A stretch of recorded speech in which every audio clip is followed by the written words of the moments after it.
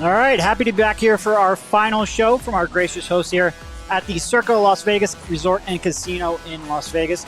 Might have been abandoned by my two daily co-hosts in Devon and Kyle, but that's all right. We upgraded anyways. I'm joined by the esteemed Rich Hofmann. How you doing, buddy? Derek, we look like we're in different places right now. We are in slightly different places. That's okay. I am in my parents' basement, and you are at a bumping beach pool, it looks like. Yes, it is. Like I said, Circa Las Vegas really has been truly wonderful here. What you got in the background here is Stadium Swim, which, if I'm being honest, one of my biggest regrets here in Vegas is that I not get enough time to sit out here and just enjoy it. Obviously, we've been pretty busy doing shows and covering the Summer League. But, I mean, you've got just a truly massive set behind us here. 6 pools, 2 spas, swim bars, cabanas. I think it's got a 4,000-person capacity. That screen in the background's 143 feet wide, so you can sit here and take in everything. But then again, if I'm being honest, if I leave Las Vegas, my biggest regret is that I did not spend enough time in a pool. I am doing better than most, so I will take it. How you doing? Like, I just want to take a temperature check on you right now. I mean, honestly, 8 days out there. So I decided I would try to do something different today, and that would be not be hungover for our show. And it truly is astounding how energetic that can be. So I think I am doing pretty good. And I've actually got a couple days here. I'm going to stick around, not necessarily in Vegas, but do some traveling around here. Rich knows that from the past. I like to do Drone that when I time, have baby. a chance. Drone time, hiking, a little bit of photography. That will be fun. And quite frankly, I think probably some of the world-class accommodations I've gotten used to here over the past week as I trek through Utah and stay at dumpy motels. I'm not sure. I think I'm going to realize how well I had it here. But all good things must come to an end, I suppose. There's none of those liquid IVs in Utah, buddy. No, there aren't, but there will be Maybe less there is. consumption Maybe there in Utah as well. That's fair. All right. You sweat it out. Yeah. So, seriously, it's been 115 all week. Honestly, that has been my biggest problem outside of later nights than I am used to.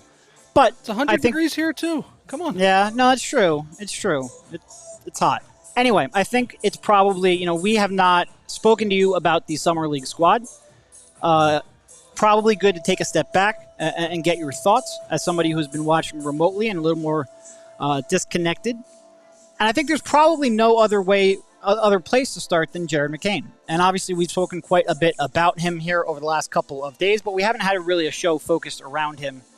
These stats have not been great, Rich. I don't know if you've noticed. Overall in the 5 Summer League games, 10.2 points, 5.2 rebounds, 2.2 assists, 1.8 turnovers. That's fine. The 26.6% shooting and the 21.9% from three-point range, a little less fine. And again, it's only 5 games, uptick in competition, all these things that we'll get into. But I guess just taking a step back, what's your overall level of concern about how much he has struggled? Average-ish, I'd like to say. I think it's a bit of a mixed bag, right? I think there are things that you don't want to overreact to a 5-game sample size, but we're also seeing things that there's a reason he dropped down to the 16th pick, right? Where the Sixers were at. And I think the big thing for me that I am concerned about watching McCain is inside the arc scoring, also half-court scoring. Yeah. Those two things, it's been a rough go of it, right? I think when he's gotten out in transition, he's pretty good at that, right? Yep. He's he's a good hit-ahead passer. He likes to hunt those threes. Yeah. He's like an instinctual, he just is an instinctual transition guy, which seems like a fun guy to play with in general. That said, there are only so many chances you get in transition in a game, and we're seeing some of the. It's funny that he might be the anti-Joel Embiid, where his first game was actually his best game. So he might be coasting off that a little bit, the first impression, because as we've gone along, it has not been quite as good. So there are a lot of things. I've taken a lot of notes. I've watched 4 of his games. And, there are things that I certainly like. Some of it is just like, good movement off ball and he misses a shot. I'm not worried about that stuff. Yep. I'm certainly not worried about, what did he shoot? 3 of 16 last night? Yeah. I'm not really worried about that number. And frankly, getting up 16 shots is pretty good too. Like as much as I do have some concerns about the inside the arc stuff. But we can talk about some of the things inside the arc, whether it's the handle, whether it's the size, whether it's the lack of ability to separate. There are some things we can nitpick, and there are also some things I like too. So where do you want to start in terms of biggest concern for you if we get down to a more specific level? Yeah, so I think we can probably maybe start this off by process of elimination. I said in yesterday's show that I am not concerned about the jumper. In fact, I was more confident in the jumper than when they drafted him. And then he went out there and, like you said, shot 3 for 16. Although I think his only 3 makes were from 3, so at least that was there. But I still maintain that. I am more confident in his jumper eventually translating than I was even at the time of the draft. And again, he shot 22% from 3. He was a 40% three-point shooter in college. That sounds absurd, but just watching him work, watching the preparation, watching the pre-shot preparation, and how good he is at getting his feet, the way he's able to hunt those shots in transition, he's really, really good at getting his feet set in transition to pull up quickly.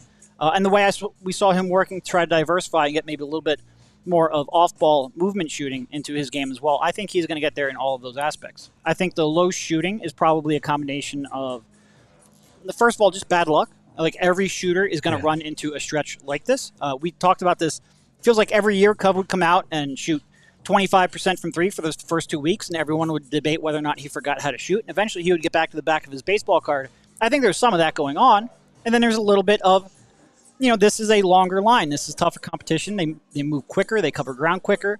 Those windows you had aren't going to be open as long. I think because of that, he's probably rushing a little bit. So I think it's a little bit of that, but I think he will eventually figure that out. The inside the arc stuff is, I think, probably a legitimate concern. He just does not look comfortable on any, around the rim. He doesn't have necessarily the floaters or the runners to offset that. And it all sort of makes sense. He is a 6'2" guard who's very much below the rim and has had to resort to angles and attempts that are higher degree of difficulty. And he doesn't seem elite at those higher degree of difficulty shots. And I think that's probably where my concern comes in.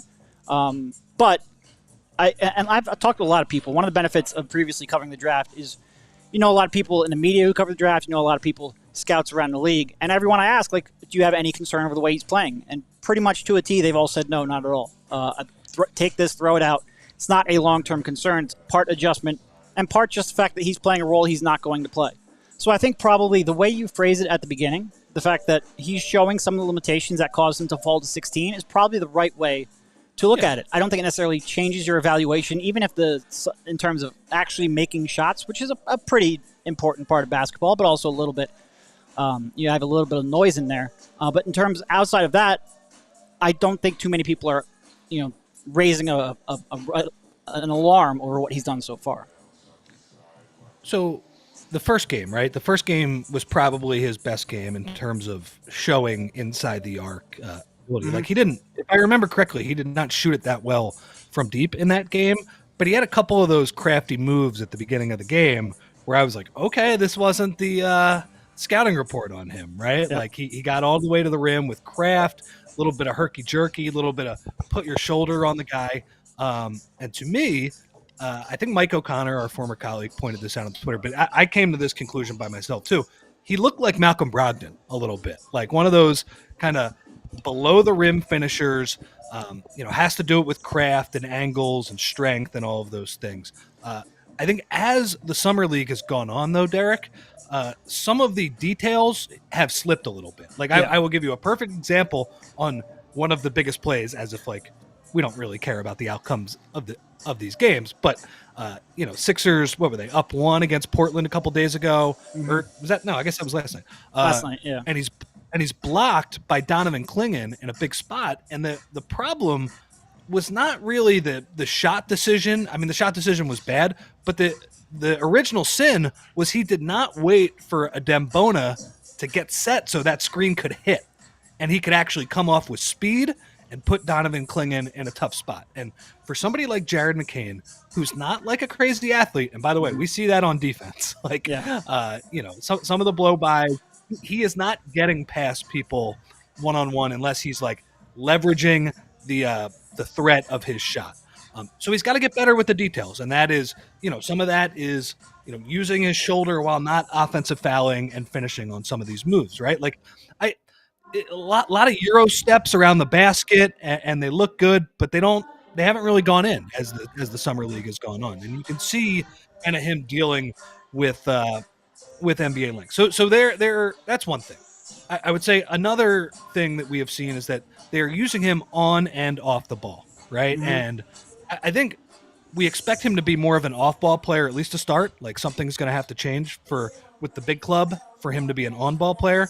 We see him used as the second guy in a dribble handoff on like Chicago action. We see him as the low man on the Spain pick and roll, setting the back screen. We see him running off screens. He's gotten a couple of really good looks on baseline out of bound plays where he is the screener in the screener action. He's gotten good looks from three. So they're kind of mixing that up a little bit. And with Jeff Doughton handling the ball, it's been kind of a mix. So I think that's part of it too, right? Like, not having much of a defined role on this team, going out there and just trying to do his best. Yeah, and I think that's probably part of it too. Like, he is playing more on ball than he is going to play when he gets into the NBA, when he plays with the big club, so to speak. And he is having less space off ball than he will when he's playing around Joel Embiid and Tyrese Maxey. So this isn't necessarily the role that you need him to succeed in, which doesn't change the concerns over his limitations, but it does sort of highlight, what he's being asked to do might not be how you can best utilize him and bring out the best version of him. I think after that first game that you referenced, some people maybe got a little bit ahead of themselves in terms of his on-ball equity, and I do think he has, pretty good passing instincts, and I think we've seen some creative drop-offs to big men that show he maybe has more passing ability than maybe we expected. But if you can't create advantages, then it really doesn't matter all that much. It does matter because you want good decision makers and good passers at every spot on the floor, but it doesn't mean you can be a lead guard and should be running backup point guard like I think some people thought after that first game. And I think that disparity in terms of being able to get to his spots off the dribble and being a threat to finish around the rim, because quite frankly, if you can't force help from the wings, then that's going to take down your shot creation equity as well. So I think it's probably like, all right, take a step back. He's playing some point guard now because you're trying to grow that aspect of his game.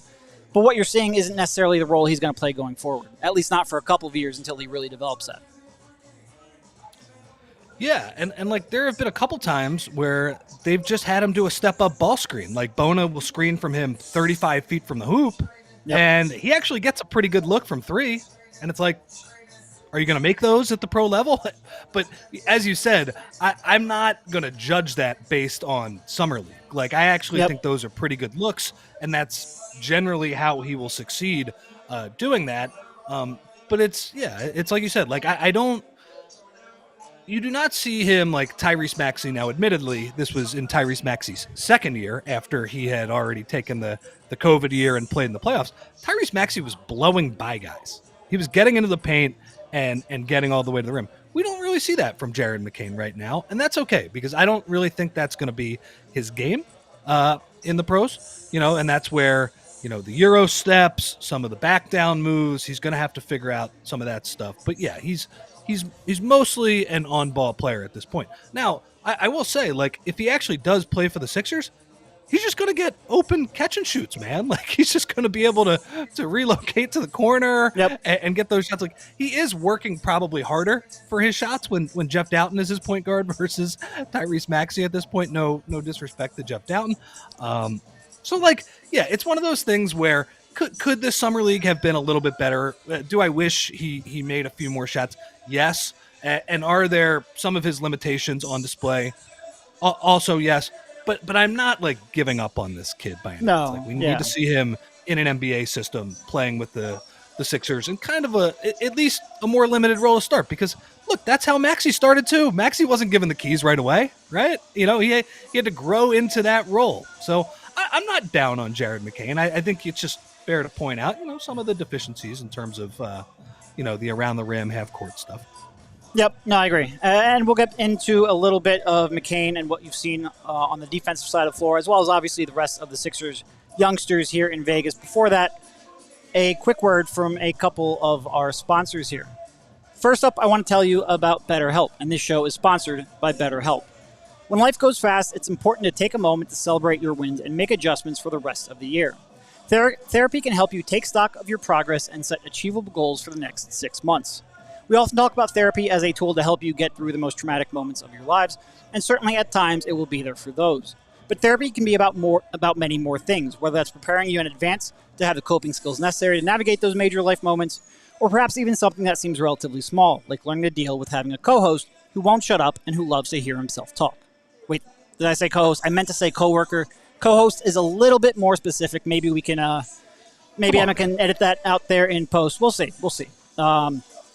Take a moment for yourself. Visit betterhelp.com/PHLY today to get 10% off your first month. That's BetterHelp, HELP.com/PHLY. We also want to make sure we tell you about Rothman, one of our presenting sponsors here in Summer League. Everyone has a specialty they love. For some, it's running or gardening, which very much is not me. I'm terrible at gardening, epically bad at gardening, actually. But once we finish up the show, I'm about to go do some hiking, and with any luck, I won't have any need for orthopedic care when I'm done. But if I do, I know where to go. At Rothman Orthopedics, their physicians are not only specialized in orthopedics and clinical research, but they have fellowship trained to treat specific areas of the body. Since 1970, their physicians have remained committed to research, innovation, and minimally invasive procedures to get you back to doing what you specialize in. They're Rothman Orthopedics, and they specialize in you. Rothman proudly served dozens of communities across Pennsylvania and New Jersey with 30-plus convenient offices, urgent cares, and walk-in centers. Year over year, Rothman consistently perform among the highest volume of hip, knee, shoulder, and ankle replacements in the country, over 60,000, and it's not just volume. 255,000 of new patients and consults that Rothman is most proud of, but instead it's their commitment to improving each of those patients' lives through their service and care. For more than 50 years, Rothman has participated in thousands of groundbreaking research and clinical trials with the goal of advancing knowledge, developing treatments, and improving outcomes for the benefit of their patients. Rothman Orthopedics, specialized in orthopedics and you. Visit rothmanortho.com/PHLY to learn more and make an appointment today. All right, so you brought up his defense a little bit. So I guess just real quick, not necessarily real quick, we got a whole show to fill. But what's your main takeaway on that end of the court? And I guess what's changed from your pre-draft eval? Not a lot. I think we've seen he's come as advertised, right? Like the rebounding is decent. He'll stick his nose in there and get more rebounders than a player his size probably should. In terms of like length and bothering shooters and contesting shots, not a lot to work with there. Let's be honest. Some of the closeouts, I feel like early, especially in the Utah Summer League, he was over helping a little bit too. Like he was messing up sometimes on when he was supposed to tag the roller versus get out the shooters, X outs, all of those different things. By the way, speaking of the defense, Derek, very cowardly summer from the Sixers so far. Yeah, a lot of zone. Come on, man. There should be a rule. No zone. I am very happy that Zone is for Cowards made an appearance on his pod because that is one of your longest standing takes, and you're absolutely right. Zone is for cowards. Zone in summer leagues is for beyond. That's beyond cowardice. That's a new level, man. Come on, what are we doing? I do think that's probably hurt Jared a little bit. Not that he's a necessarily good one-on-one defender, because like you said, there's been some bad blow-bys here. But when he's helping off and trying to recover, he just doesn't have the foot speed. He doesn't have the length to really contest that shot, and there have been a lot of shots made over him. And look, that's okay. I think we knew that even optimistically. If you were being optimistic about him when the Sixers drafted him, that was going to be part of it. But it's tough. Like he's playing the Tyler Hero spot in the on the bottom part of the 2-3 zone. Yeah, they're mixing him up top a little bit sometimes too. But it just doesn't seem like the Sixers are very together in playing that zone. So it's probably more of a McCain issue. I would like to add a couple more things, Derek, about his offense. Threw some really nice passes. Yes. Like the wraparound against Klingon yesterday was absolutely beautiful. My question is, though, you don't get any more extra points for that pass. And, like, how many times can he create that advantage and make that spectacular play? I would like to see him be able to get into the paint a little bit more and, and be able to slice and dice the defense a little bit. Like, you're not seeing that quite as much. Another good thing with his passing, like, if the ball is swung to him and there needs to be a quick decision made where they need to swing it to the wing or the corner, he's excellent at that. Like, I think an excellent basketball IQ. Couple more things. Bringing the ball up is a little tough for him. Like, he's gotten picked a couple times through these 4 or 5 games. And you could see, who was it? Is it Chris Murray? That was the Blazers guy they had on him last night. It's Keegan Murray's brother. If they put longer players with foot speed on him, I am a little bit worried about that. So just that was a few more notes on the offense. The one positive on defense, I would say, he's very opportunistic getting in the passing lanes, and in a way where I don't think he's really gambling too much to do so either.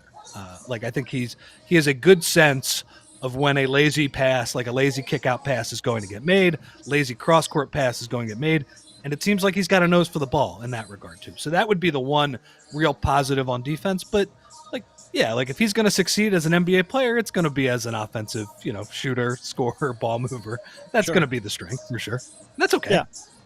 No, I agree. And it's, just going back to our draft show, the concern is next to Maxey, good fit offensively because he's going to have to do way less, a lot more catch and shoot, a lot more relocation threes, a lot more getting out in transition. And I think Maxey learning how to push the ball a little more off of misses is going to be key, not only for McCain, but for the Sixers at large. But defensively, it's a tough pairing, and it's a tough pairing mostly for things that he can't overcome. Like, he's going to be 6'2" for a long time, Rich. 6'2" with a short wingspan, not great lateral mobility. He can only account for so much and only overcome so much. You don't expect him to be a positive defender. Maybe with his, willingness and give a shit and, just being basketball smart, he can get to the point where he's maybe neutral, and I think that's maybe the goal. But even neutral alongside Maxey, he's a not great fit. What do you think of McCain's fit, let's just say regular season-wise, with Lowry? With what? Kyle Lowry. Those two are pretty stout, I guess is the way I'll politely phrase that for both. They can certainly hold up a little bit in terms of, not that they're going to get a real contest up, but they will at least not be moved off of their spots, and they're not going to get an elbow or a forearm shove away and really bounce off. Again, it would be great if one of those were just 6'5". Just legitimately anyone in that guard rotation were 6'5", and you had a little more versatility. But at the very least, they will compete, which overcomes a little bit. I think their competitive nature, number one, their shooting, and then the other thing that strikes me is that they are probably the best hit-ahead passers on this Sixers team. So maybe they'd be a good fit, like, Lowry throwing that hit-ahead pass. Because you can tell, like, when you watched film of McCain at Duke, and I didn't watch as much as you guys did, but certainly the highlight reels on YouTube, some of the scouting reports, like, that dude hunts transition threes. Like, he's really good at getting out and getting his feet set quickly in transition. And I've seen a lot of that. Now, look, that's only 10, 15% of the game.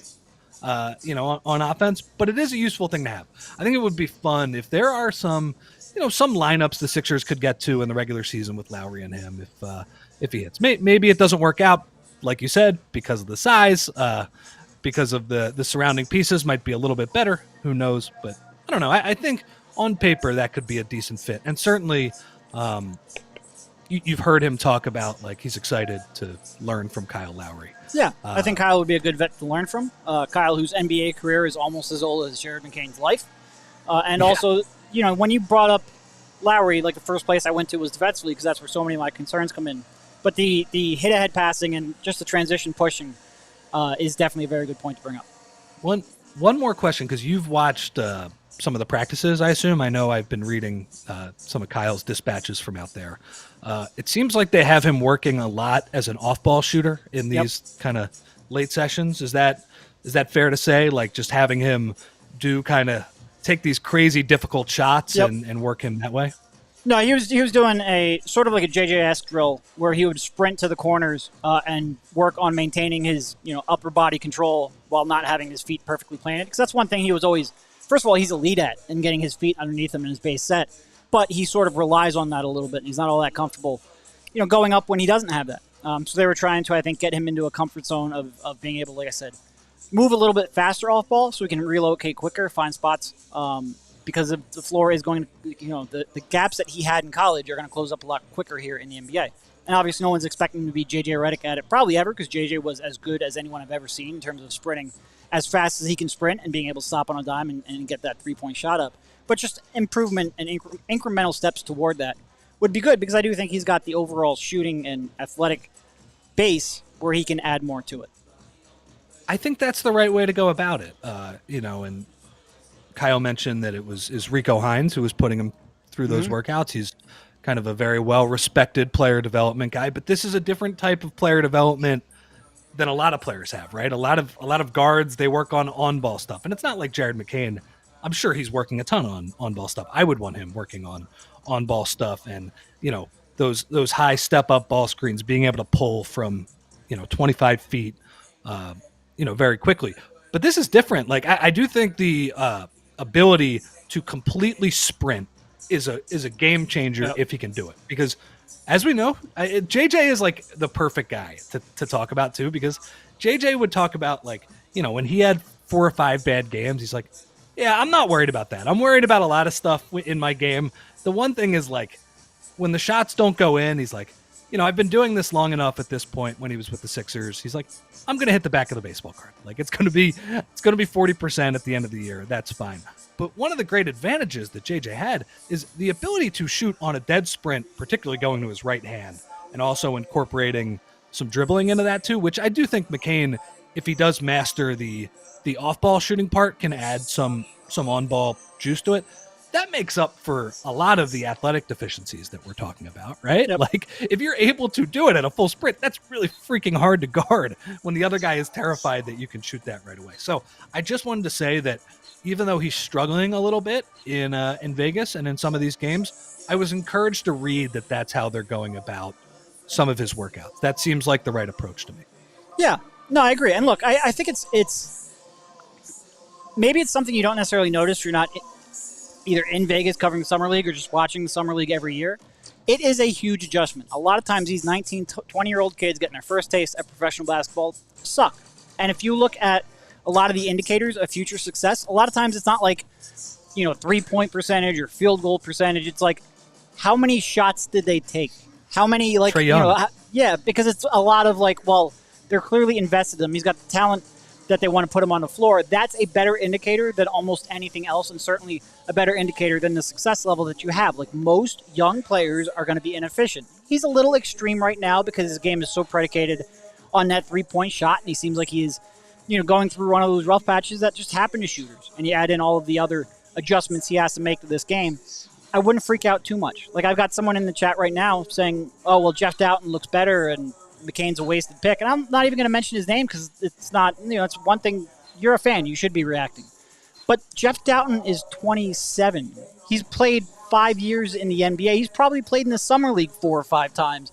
When you have that level of experience, it's a completely different game. Jared McCain is trying to learn everything on the fly as a 20-year-old undersized guard. He's going to struggle. It just takes time, especially for someone of his archetype, to learn how to translate what he did against slower, smaller players to the elite of the elite of the elite of the world. And it's a learning curve. It's a huge, huge learning curve. The general rule of thumb is you're not too worried about rookies struggling in Summer League, looking overmatched in Summer League. And while he's not playing well, I would not classify him as overmatched. I feel like, he's gotten a couple of three-point shots blocked. He had the shot by Klingon blocked the other night. But a lot of these shots I would classify as pretty good looks. And they're not going in. And, some of that is probably being sped up due to the additional length. So I'm not completely poo-pooing it. But like you said, getting up 16 shots per game. By the way, 3 for 16, that is a 3 for 16 with 3 threes. That is a James Harden playoff stat line if I have ever seen one right there. Yeah. He's just very reliant on those threes right now. But I'm okay with that. So it's more of an issue when you get into the second year in Summer League, the third year in Summer League, especially when it's a younger player like McCain. I've gotten a few tweets over the past couple days. they should have drafted Dalton Connect. And while I think we advocated at the time, I would have taken Connect. I'm not going to say Connect is going to be a better player because he performed better at Summer League. He should. His age is he basically has to be good at this point. Jared McCain, though, if he gets back next year and he's shooting terribly and he struggles, then I think you start to have a little bit of concern. But right now, I like that I kind of like that he's gunning. It's it's not working out, but it's not worrying me at this point either. Yeah. One comment here two comments from Phil W. First of all, he says that we're trying to win. Look, I get the sentiment, but rookies suck for the most part, especially rookies drafted in the middle of the first round. They're going to have flaws. They're going to need time. When you keep the pick, Daryl Morey came right out and said it. We don't expect much contributions from him in the first year. And you can say maybe their philosophy behind keeping the pick was wrong, but when you make that pick, you are unlikely to get a consistent contributor year one. Just because you're in the middle of a title hunt doesn't change that reality. It just doesn't. And also, Phil Tyrese mentioned, Maxey, not that good in year one. Yeah, Tyrese Maxey benched in the playoffs. Now, that's in part because the coach. But, take some time. For a long portion of that first year, he was just firing inefficient floaters and not playing great defense. Yeah. Also from Phil, he just he says, should have played more, but... Oh, I'm sorry. I thought you were done. You're good. Also, Phil says that Jared is limited, period. We see it. I agree. But I think where Rich and I are coming from, if you go back and listen to our draft night show, we had concerns around the pick. We had concerns around the pick largely because he was limited. Limited athletically, limited in size. Where Rich and I are coming from is two things. One, what can we project forward? And two, what in our valuation has changed? So if we knew he was limited, the fact that he's showing he's limited isn't necessarily rocket science, but we think he can, like I said, grow over the years, find a way to get that off-ball shooting, especially when he's playing next to Maxey and Embiid, and give you some value. So it's really about what are we learning from Summer League, what are we projecting forward, and what's our level of concern, not necessarily of is he perfect, because nobody believes he will be, but how is that changing our evaluation of him? I feel the exact same way I felt about him coming in the Summer League, where, to hit, he's going to have to make shots, and he's going to have to really leverage the threat of that shot. But 4 or 5 bad games of Summer League is not changing my opinion on whether he can shoot or not. Agreed. All right, we have a couple more sponsors here to get to, and then we'll get to some of the other players here competing in Vegas. First up, I just want to take a quick mention of Circa here. Once again, our incredibly gracious hosts over the last couple of days and one of the world-class facilities here in Vegas. Circa is Vegas's first ever adults-only casino and resort with the world's largest sports book, three-story stadium-style viewing, and great food options. I have eaten at Victory Burger and Wings a few too many times in terms of my diet, but the food was fantastic. And you don't come to Vegas to have a good diet anyway. And of course, there is the state-of-the-art casino floor with a 7,000 square foot casino with 2 levels and over 1,300 slot machines, 48 tables, and that world-class stadium swim that we have right there behind us. Once again, 6 pools, 2 spas, 2 swim bars, cabanas, super cabanas that can hold up to 50 guests, which is where we are currently broadcasting out of. Overall, Stadium Swim boasts a 4,000 person capacity and a total of 15,000 square feet of wet space with an enormous 143-foot wide LED screen behind us. Spent some time here watching a little bit of soccer, a little bit of, I think there's tennis going on in the background, obviously some Summer League as well. It was fantastic. Circa has over 500 rooms with a variety of layouts to fit your needs. And again, rooms were exquisitely furnished. And I'm really going to miss that when I get here on the road to Utah. If you're looking to book a trip to Vegas, go to circalasvegas.com. Also want to tell you real quickly about Shady Rays. Get ready for the season ahead with quality shades built to last. Our friends at Shady Rays have you covered with premium polarized shades that won't break the bank. Shady Rays is an independent sunglasses company offering a world-class product rated 5 stars by over 300,000 people. Their shades have durable frames and crystal clear optics, making them the perfect choice for all outdoor activities. They have hundreds of options to choose from, so you're bound to find the perfect pair to match your style. They probably have a style in your favorite team's colors.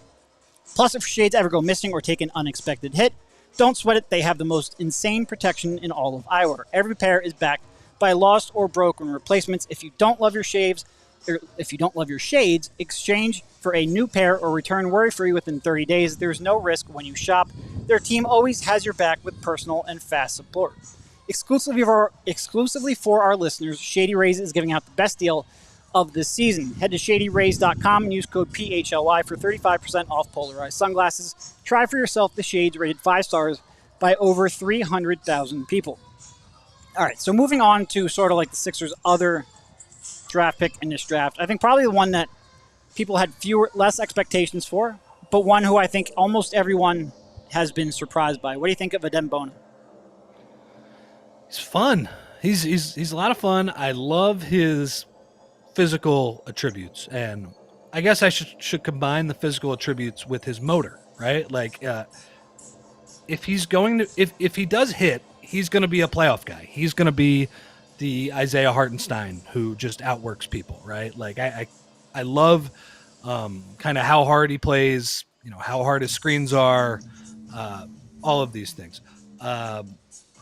He's raw, right? Like sure. Legler said on the broadcast the other day when he was trying to block a shot, like he tries to block everything. And the problem is if you don't get it, you're basically giving the other team 2 points, right? Because when you're a rim protector, you have to be judicious in blocking shots. By the way, that is one of Joel Embiid's quietly his best attributes. Like his ability to judge what can I get to, what can I just affect by standing here and getting in rebounding position. Now you waste some of that positioning with meh effort on the glass sometimes, but he does take the right approach.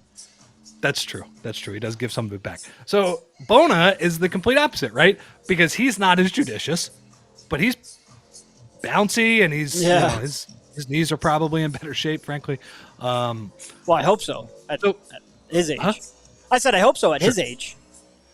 Sure. It was so much fun. You and Kyle tweeting about it last night, but the back and forth with Klingon last night was great. Like Klingon who, and by the way, Klingon's dunk on Bona, like it's kind of how I felt watching Bona a lot of the time this summer where, and again, the main takeaway here is that zone is for cowards, is that, I don't know, like I'd like to watch him play more traditional drop coverage against a pick and roll. Like, against Klingon, what happened was, Klingon has the ball, elbow, 3-point line, and, he's kind of looking for a passing angle, and then the C's part, but Bona is trying to 2.9 and get out of the lane, and he got his steps wrong, and at that point, like, Klingon got a huge head start on him and dunks on him.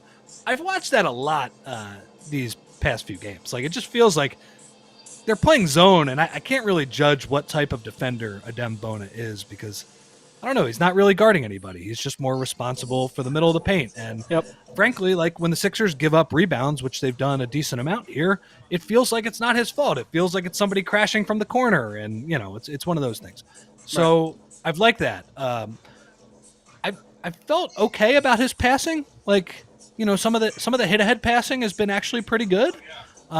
He's thrown some okay passes in the half court as well. I guess my question is, so much of NBA offense now, and I know for backup centers it's not quite as high of a bar to clear, but so much of NBA offense right now is throw the ball to the center at the top of the key, and can you keep the thing moving? You don't have to be Nikola Jokic throwing passes, but can you get it to the dribble handoff? Can you get it to the shooter coming off the screen, that type of thing? I don't think we have an answer on that yet. Like it feels like they are putting him somewhat in those spots. They are having him screen for McCain up there. But like, I think my main takeaway is that he's a perfect guy to have behind Joel Embiid, behind Andre Drummond. And let's see if you can develop him into something. Let's see if you can develop him into the backup center of the future behind Drummond. And maybe in a couple years you have that and you have him for cheap because they just signed him to a contract. Yep. No, and it really is like his pursuit of blocks that he has no chance for, that go like 2 feet over his fingertips and he's completely out of position for, absolutely something he has to get better at. I do think he's going to be a good rim protector, and he seems like he moves his feet laterally pretty well for a guy of his size and strength. So I think I'm pretty optimistic there. I don't really care about him being undersized. I think he has a pretty good wingspan and standing reach to overcome that. And, man, his pursuit, it'll be just great to be like, all right, look, go in there, play hard, get extra possessions, run the floor, and just be a menace. And he can do that for 5 minutes. And he's not going to foul. I don't think he's going to foul out in 5 minutes. Now, he's I think had 7 here last night. And I think people sometimes make too much of fouls don't matter because he's not going to play too long. Well, team fouls continue to accrue even if you're your third-string center. So it does matter a little bit.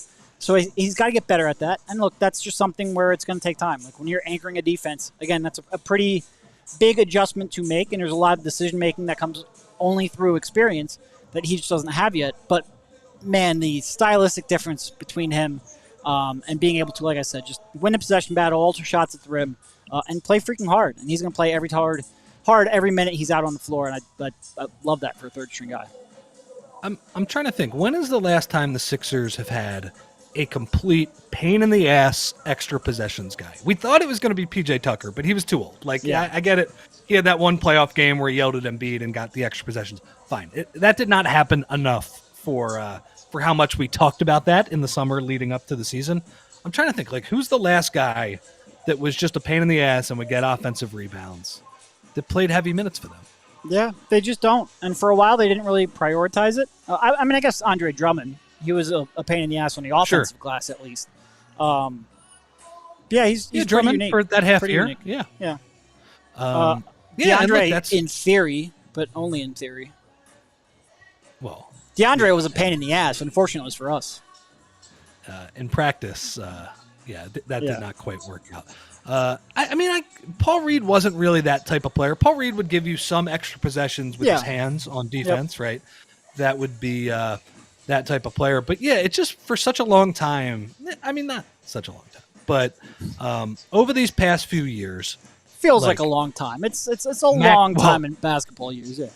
Well, I know the last 2 or 3 years. It's only 2 or 3 years. It's felt like 5 or 6 years in actual years with how much crap has gone on with this franchise. But that is always the case. But I would say when they had Harden, when they had Seth Curry, even that year without Ben, Maxey, they've been a very skilled team. They've had these smaller players who make up for the lost possessions that they get with shooting and taking care of the basketball and just, skill. So it is kind of nice to have both Drum back and also have this guy in the pipeline as somebody who, you don't have to go full Knicks. You don't have to go full Tibbs ball where you're just chasing extra possessions after tossing up brick after brick after brick. Not Jalen Brunson, but some of the older Knicks players. But it's just good to have one of those guys. So yeah, I'm excited for him. I think that was a perfectly reasonable swing in the second round.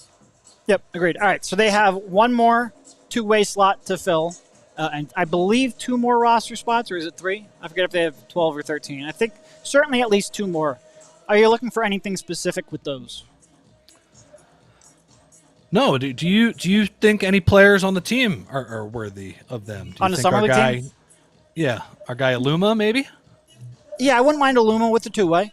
Like I said, just give him a little more time to see, because he really didn't shoot much in college. That's something he's added to his game recently.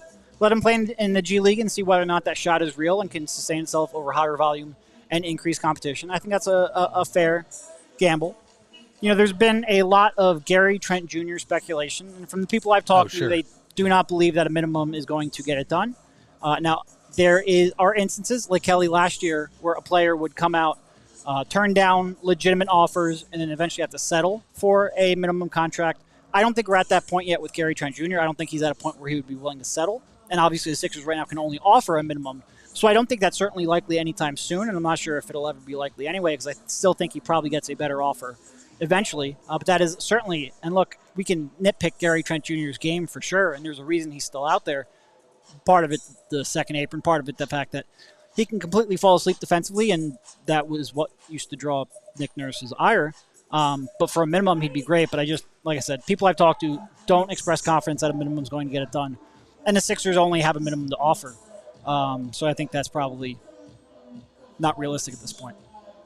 Do you remember how sick he was for that playoff series a few years ago? He was actually dead on the court, and he was just somehow playing. I think Gary Trent would be that would be a great signing. Like you said, we'll nitpick him to death, but at this time last year, we nitpicked Kelly Oubre to death. Wait, hold on. Breaking news. While we were podcasting, apologies, I didn't have my phone up. Gary Trent Jr. signed with the Bucks, so cross that one off of the list then. Like I said, I didn't think he was going to settle for a minimum anyway, and now we know about that. But I don't see a number tweeted, so maybe he just agreed with it. So that's a minimum? When they don't list the number, it's usually a minimum. So, yes. I guess that makes sense, right? He might be able to start for them. Yeah, he might get more opportunity. Maybe that's all he's looking for. So, yeah, I mean, Gary Trent would be a good person. I think a lot of people have talked like they want shooting from one of these last couple spots. Where do you fall on this? Because I thought that they don't have a power forward in the starting lineup, in the closing lineup. I think that's a little overplayed. I just don't think that's quite as big of a deal if all of their normal guys are ready to play. I think especially if you've got three big wings like they do. You can deal with, if you had the three switchable wings in Oubre, Martin, and Paul George, I think that's okay.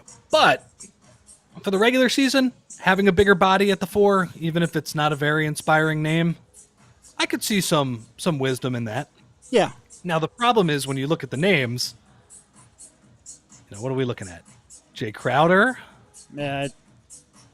Marcus Morris? What do you think they would bring back Cove, maybe? I mean, that's going to depend on his knees. Certainly, I think if his knees are cooperating, there's a chance. And they would probably be in a better chance to know about his knees than almost anyone. But the fact that nobody's acted on it, the fact that he couldn't get on the floor really in 2024 at all, probably doesn't bode well. But I think he'd be if you were looking for a wing-sized 4 in terms of his shooting and just ability to create havoc defensively, he'd be a real good fit if he can still move. They got so unlucky last year, man. I mean, not maybe these injuries are just going to keep happening for these two players, but God, the Cove and Melton timelines in 2024 were so depressing. They were just they just did not get on the floor at all. And those guys were key contributors when this team was cooking at the beginning of the year. So yeah, I wouldn't mind a bigger body, but just for regular season purposes, I would look maybe at that bigger body with the old balloon contract for KJ Martin if that player surfaces. But I guess we'll see. That's really probably the way they solve this quote unquote problem is a move at the deadline with that KJ balloon that you mentioned. What do you think about that one? Do you think he's earned enough to come back? Yeah, I wouldn't mind bringing him back. I thought he was okay last year. Now, I know it was kind of during the turbulent period where it's all right, Jeff Doughton played pretty good and the Sixers lost by 15. It's one of those things. So I think he is he's like a competent 12th, 13th man on an NBA team.